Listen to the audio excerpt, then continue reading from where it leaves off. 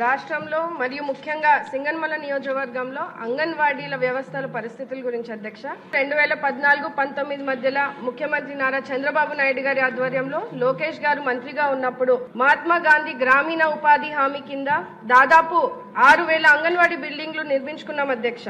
అయితే గత వైసీపీ ప్రభుత్వంలో అంగన్వాడీ బిల్డింగ్లు కొత్తగా కట్టలేదు, ప్రైవేట్ బిల్డింగ్లు ఉన్నవి రెంటులు చెల్లించలేదు, గవర్నమెంట్ బిల్డింగ్ లో ఉన్న రిపేర్లు చేయలేదు, నాడు నేడు పనులు అని చెప్పి నిర్మాణాలు పూర్తి చేయకుండా జేబులు నింపుకొని అంగన్వాడీ వ్యవస్థను పూర్తిగా నిర్వీర్యం చేశారు అధ్యక్ష.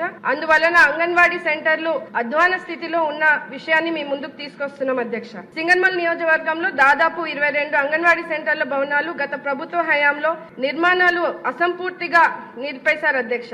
ఇప్పుడున్నటువంటి రెంటు భవనాల్లో కనీస వస్తువులు లేకపోవడం, అంటే వాటర్ ఫెసిలిటీ గానీ కరెంట్ సమస్యలతో, అలాగే ఆ రెంటు భవనాలు ఎప్పుడు ఖాళీ చేయమంటారో తెలియలేని పరిస్థితుల్లో చిన్నారులు, గర్భిణీ స్త్రీలు, అలాగే సిబ్బంది ఈ భవనాల్లో ఉండడానికి ఇబ్బందులు పడుతున్నారు అధ్యక్ష.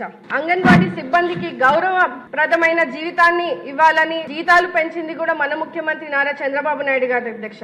అలాంటి వ్యవస్థని వైసీపీ ప్రభుత్వంలో పూర్తిగా నిర్వీర్యం చేసి రాజకీయ కార్యక్రమాలకు వాడుకున్నారు అధ్యక్ష. పేద కుటుంబాల నుంచి ఉన్నటువంటి అంగన్వాడీలకు ప్రభుత్వ పథకాలు కూడా తీసేశారు అధ్యక్ష. జీతాలు పెంచకుండా వారిని ఇబ్బంది పెట్టే పరిస్థితిని మనం చూసాం అధ్యక్ష.